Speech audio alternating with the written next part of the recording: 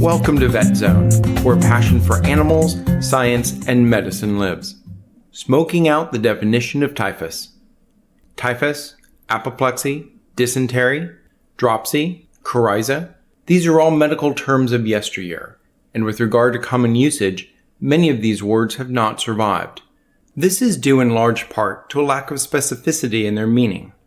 Apoplexy, for example, could refer to both strokes and heart attacks. Dropsy is generalized edema. An abdominal dropsy can result from right-sided heart failure, liver disease, or cancer. The need for specific, scientific nomenclature has led to the death of many of these words.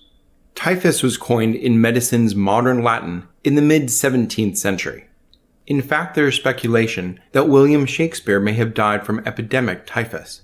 In 1616, it was just called the new fever, and it was characterized by an exceedingly high temperature, which led to mental confusion and disorientation. This delirium was described as resulting from the smoke from the fire of infection. It is in this Latin word to smoke that we obtain the name typhus. Today, the term typhus remains with us, and like its vocabulary siblings, imparts some confusion as to which disease we are talking about. Typhus could refer to over a half a dozen different bacteria, most of which belong to the group of diseases known as rickettsial infections. For those rickettsial infections which bear the name of typhus, the CDC separates them into three main categories: typhus fevers, scrub typhus, and spotted fevers. Epidemic versus endemic typhus. The typhus fevers include both epidemic and endemic typhus. Epidemic typhus, as the name implies, pops up in large epidemics, often during natural disasters or wars, when the human body louse can spread uncontrolled. The causative agent is the bacterium Rickettsia prowazekii.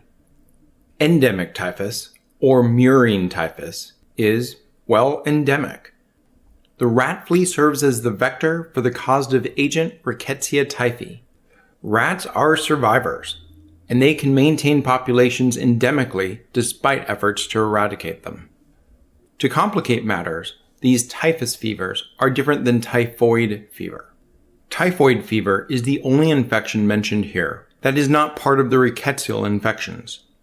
It is also the one bacteria here that is not transmitted by arthropods.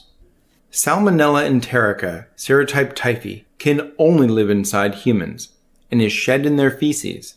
Thus, the mode of transmission is contaminated food or water.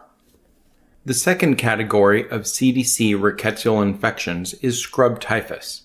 This disease adds to the already growing vocabulary confusion by being known by at least 4 other names: bush typhus, tsutsugamushi disease, mite-borne typhus, and tropical typhus. The CDC has a separate category for scrub typhus, because the bacteria no longer resides within the genus of Rickettsia. Along with Salmonella, Orientia tsutsugamushi is the only other typhus that is not in this genus. The last category of CDC rickettsial infections are the spotted fevers. Only 3 of the spotted fevers are donned with the term typhus, and all include geography in their title: Queensland tick typhus, Thai tick typhus, and North Asian tick typhus or Siberian tick typhus. These regional diseases are transmitted by ticks that are typically associated with rodents.